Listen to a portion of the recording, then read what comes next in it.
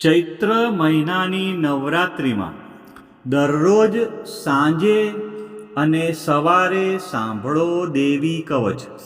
દેવી કવચ સાંભળતા પહેલાં કોમેન્ટમાં તમારી કુળદેવીનું નામ જરૂરથી લખવું અને વિડીયોના અંત સુધી જોડાયેલા રહેવું.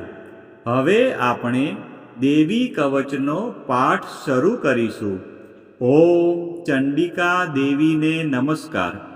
માર્કંડેયજીએ કહ્યું, હે પિતામહ, જે આ સંસારમાં પરમ ગોપનીય અને મનુષ્યનું બધી રીતે રક્ષણ કરનારું છે અને જેને તમે અત્યાર સુધી બીજા કોઈ સામે પ્રગટ ન કર્યું હોય એવું કોઈ સાધન મને કહી બતાવો.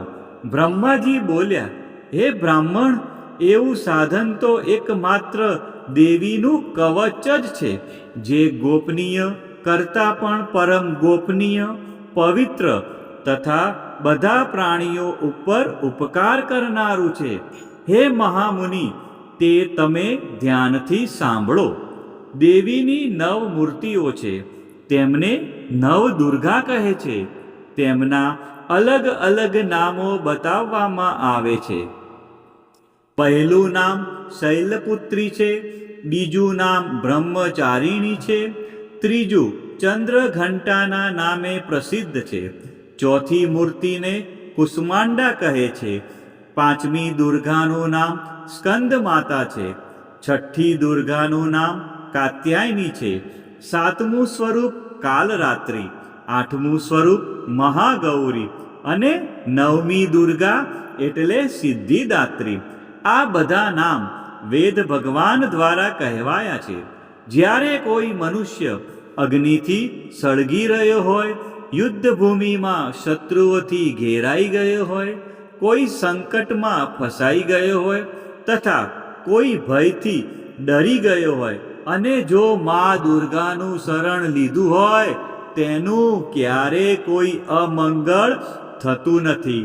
યુદ્ધના સમયે મુશ્કેલી હોવા છતાં પણ તેને કોઈ વિપત્તિ ઉદ્ભવતી નથી. તેને શોક, દુઃખ અને ભય પ્રાપ્ત થતા નથી.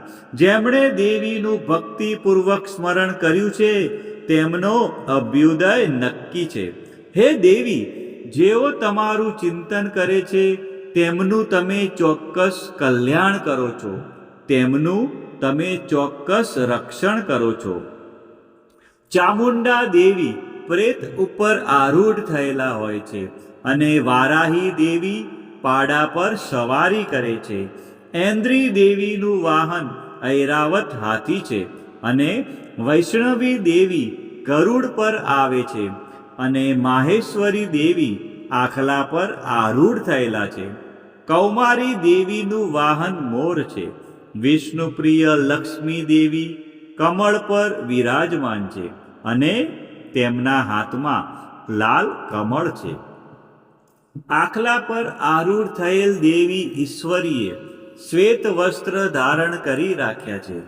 બ્રાહ્મી દેવી હંસ પર બેઠેલા છે અને બધા જ આભૂષણો ધારણ કર્યા છે. આ બધી દેવીઓ માતાઓ યોગ શક્તિઓથી સંપન્ન છે, જેઓ અનેકવિધ આભૂષણો પહેરવાથી શોભે છે. તેમણે અનેક રત્નો ધારણ કર્યા છે અને ક્રોધથી ભરેલી છે અને ભક્તોનું રક્ષણ કરવા રથમાં બેઠેલી છે. અને આ દેવીઓના હાથમાં શંખ, ચક્ર, ગદા, શક્તિ, હળ, મૂસળ, ખેટક, તોમર, કુહાડી, દોરડું, કુંત, ત્રિશૂળ અને ઉત્તમ પ્રકારના ધનુષ્ય ધારણ કરેલા છે. દૈત્યોના શરીરનો નાશ કરવો અને ભક્તોને અભયદાન આપવું, દેવતાઓનું હિત કરવું એ તેમના શસ્ત્ર ધારણનો ઉદ્દેશ છે. મહારૌદ્ર રૂપ, અત્યંત ઘોર પરાક્રમી, મહાબલી અને મહા ઉત્સાહયુક્ત હે દેવી, તમે મહાન ભયનો નાશ કરનારા છો. તમને મારા નમસ્કાર છે. તમારી સામે જોવું પણ મુશ્કેલ છે. શત્રુઓનો ભય વધારનારા હે જગદંબિકા દેવી, મારું રક્ષણ કરો. પૂર્વ દિશામાં ઐન્દ્રી શક્તિ મારું રક્ષણ કરે. અગ્નિ ખૂણામાં અગ્નિ શક્તિ, દક્ષિણ દિશામાં વારાહી અને નૈઋત્ય ખૂણામાં ખગધારિણી મારું રક્ષણ કરે. પશ્ચિમ દિશામાં વારુણી અને વાયવ્ય ખૂણામાં હરણ પર સવારી કરનારા દેવી મારું રક્ષણ કરે. ઉત્તર દિશામાં કુમારી દેવી અને ઈશાન ખૂણામાં શૂલધારિણી દેવી મારું રક્ષણ કરે. હે બ્રહ્માણી દેવી, તમે ઉપરની બાજુએ મારું રક્ષણ કરો. હે વૈષ્ણવી દેવી, તમે નીચેની બાજુએ મારું રક્ષણ કરો. આ જ પ્રમાણે શબ જેનું વાહન છે તે ચામુંડા દેવી 10 દિશાઓમાં મારું રક્ષણ કરો. જયા દેવી આગળની બાજુએ રક્ષણ કરે અને વિજયા દેવી પાછળની બાજુએ રક્ષણ કરે. ડાબા ભાગે અજિતા દેવી રક્ષણ કરે, જમણા ભાગે અપરાજિતા દેવી મારું રક્ષણ કરે. ઉદ્યોતિની દેવી શિખાનું રક્ષણ કરે અને ઉમા દેવી મારા મસ્તક પર વિરાજિત થઈને મારું રક્ષણ કરે. માલાધરી દેવી મારા કપાળનું અને યશસ્વિની દેવી મારી ભમરોનું રક્ષણ કરે. ત્રિનેત્રા દેવી ભમરોના મધ્ય ભાગનું અને યમઘંટા દેવી નાસિકાઓનું રક્ષણ કરે. શંખીની દેવી બંને આંખોના મધ્ય ભાગનું રક્ષણ કરે અને દ્વારવાસીની દેવી કાનોનું રક્ષણ કરે. કાલિકા દેવી ગાલોનું તથા સાંકરી દેવી કાનોના મૂળ ભાગોની રક્ષા કરે. સુગંધા દેવી નાસિકાઓની અને ચર્ચિકા દેવી ઉપરના હોઠનું રક્ષણ કરે. અમૃતકલા દેવી નીચેના હોઠનું અને સરસ્વતી દેવી જીભનું રક્ષણ કરે. કૌમારી દેવી મારા દાંતોનું અને ચંડિકા દેવી કંઠ ભાગનું રક્ષણ કરે. ચિત્રઘંટા દેવી ગળાની ઘંટિકાનું અને મહામાયા દેવી તાળવાનું રક્ષણ કરે. કામાક્ષી દેવી દાઢીનું અને સર્વ મંગલા દેવી મારી વાણીનું રક્ષણ કરે. નીલગ્રીવા દેવી કંઠના બહારના ભાગનું અને અન્ન નલિકાનું કૌબેરી દેવી રક્ષણ કરે. ખગીની દેવી બંને ખભાઓનું અને વ્રજધારિણી દેવી મારા બંને બાહુઓનું રક્ષણ કરે. દંડિની દેવી બંને હાથોનું અને અંબિકા દેવી આંગળીઓનું રક્ષણ કરે. સુલેશ્વરી દેવી નખોનું રક્ષણ કરે અને કુલેશ્વરી દેવી કુખપેટનું રક્ષણ કરે. મહાદેવી બંને સ્તનોનું અને શોક વિનાશીની દેવી મનનું રક્ષણ કરે. લલિતા દેવી હૃદયનું અને શૂલધારિણી દેવી ઉદરનું રક્ષણ કરે. કામિની દેવી નાભીનું અને ગુહેશ્વરી દેવી ગુહ ભાગનું રક્ષણ કરે. પૂતના અને કામિકા દેવી લિંગનું અને પાડાને વાહન બનાવનાર દેવી ગુદાનું રક્ષણ કરે. ભગવતી દેવી કટી પ્રદેશનું અને ઘૂંટણોની રક્ષા વિંધ્યવાસીની દેવી કરે. સર્વ કામનાઓ પૂરી કરનારા દેવી જંગાઓનું રક્ષણ કરે. નારસિંહ દેવી પિંડીઓનું રક્ષણ કરે. તૈજસી દેવી બંને પગોના પૃષ્ઠ ભાગનું રક્ષણ કરે. શ્રીદેવી પગોની આંગળીઓનું અને તલવાસીની દેવી પગના તળિયાનું રક્ષણ કરે. પોતાની વિકરાળ દાઢોથી ભયંકર દેખાતા કરાલી દેવી નખોનું રક્ષણ કરે અને ઉદ્ધવકેશીની દેવી વાળનું રક્ષણ કરે. કૌબેરી દેવી રૂવાંટીના છિદ્રોનું અને વાઘેશ્વરી દેવી ત્વચાનું રક્ષણ કરે. પાર્વતી દેવી રક્ત, મજા, વસા, માંસ, હાડકાં અને મેદનું રક્ષણ કરે. કાલરાત્રિ દેવી આંતરડાઓનું અને મુકુટેશ્વરી દેવી પિત્તનું રક્ષણ કરે. પદ્માવતી દેવી કમળ કોષોના મૂળ આધારનું અને ચૂડામણી દેવી કફનું રક્ષણ કરે. જ્વાળામુખી દેવી નખોના તેજનું અને અભેગા સમસ્ત સાંધાઓનું રક્ષણ કરે.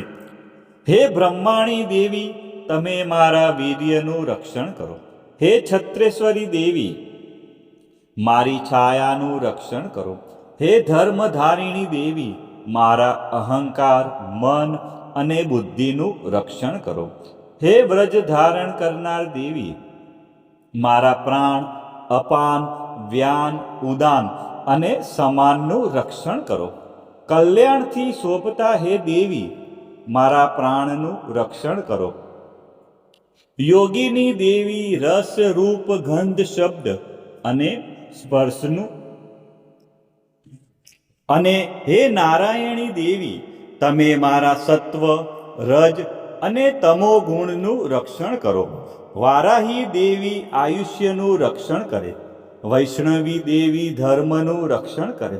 અને ચક્ર ધારણ કરનારા દેવી યશ અને કીર્તિ, લક્ષ્મી અને ધનનું તેમજ વિદ્યાનું રક્ષણ કરો. હે ઇન્દ્રાણી દેવી, તમે ગોત્રનું રક્ષણ કરો. હે ભૈરવી દેવી, તમે મારી પત્નીનું રક્ષણ કરો. હે ચંડિકા દેવી, તમે મારા પશુઓનું રક્ષણ કરો. હે મહાલક્ષ્મી દેવી, તમે મારા પુત્રોનું, સંતાનોનું રક્ષણ કરો. હે સુપથા દેવી, મારા પથનું અને હે ક્ષેમકરી દેવી, મારા માર્ગનું રક્ષણ કરો. હે મહાલક્ષ્મી દેવી, રાજદ્વારી કાર્યોમાં મારું રક્ષણ કરો. તથા સર્વ બાજુએ રહેલા વિજયા દેવી, ચારે બાજુ રહીને મારું રક્ષણ કરો.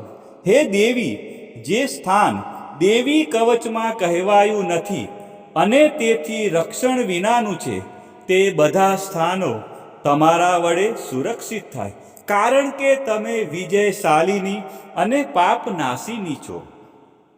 જો મનુષ્ય પોતાના શરીરનું ભલું ઈચ્છતો હોય તો તેણે દેવી કવચનો પાઠ કર્યા વિના એક ડગલું પણ ભરવું નહીં. દેવી કવચનો પાઠ કરીને જ યાત્રા કરવી. દેવી કવચના પાઠથી બધી બાજુથી સુરક્ષિત થયેલો મનુષ્ય જ્યાં જ્યાં જાય છે ત્યાં ત્યાં તેને ધન લાભ થાય છે તથા સઘળી કામનાઓ પર વિજય પ્રાપ્ત થાય છે. તે જે અભિષ્ટ વસ્તુનું ચિંતન કરે છે તેને તે અચૂકપણે પ્રાપ્ત કરી લે છે. તે મનુષ્ય આ પૃથ્વી ઉપર અતુલ ઐશ્વર્યને પામે છે. દેવી કવચથી રક્ષાયેલો મનુષ્ય નિર્ભય થઈ જાય છે. યુદ્ધમાં તેમનો પરાજય થતો નથી તથા તે ત્રણેય લોકમાં પૂજનીય બને છે. આ દેવી કવચ દેવતાઓને પણ દુર્લભ છે.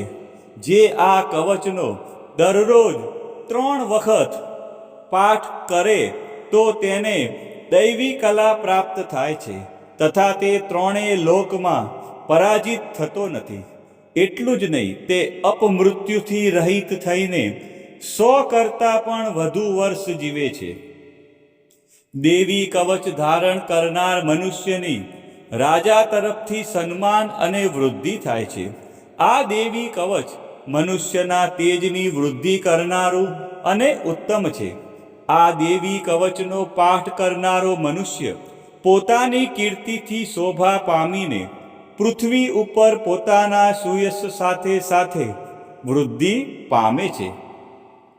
જે પહેલા દેવી કવચ કરીને સપ્તસતી ચંડી પાઠ કરે છે તેની જ્યાં સુધી વન પર્વત હોય ત્યાં સુધી તે આનંદથી યુક્ત આ પૃથ્વી ઉપર રહે છે. તેના પુત્રો, પૌત્રો, સંતાન પરંપરા બનેલી રહે છે. પછી દેહાંત થતા તે મનુષ્ય મહામાયાની કૃપાથી નિત્ય પરમપદને પામે છે. જે દેવતાઓને પણ દુર્લભ છે. તે સુંદર દિવ્ય રૂપ ધારણ કરે છે અને કલ્યાણ શિવની સાથે આનંદનો ભાગી બને છે.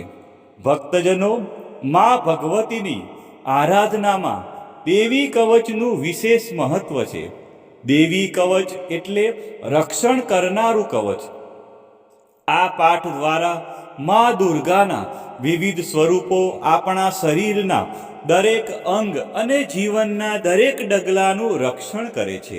ઋષિ માર્કંડેયજી દ્વારા વર્ણવેલ આ દેવી કવચનો જો નિત્ય ચૈત્ર માસની નવરાત્રિમાં પાઠ કરવામાં આવે તો મનુષ્ય નિર્ભય બને છે અને તેના જીવનમાં સુખ શાંતિનો ઉદય થાય છે.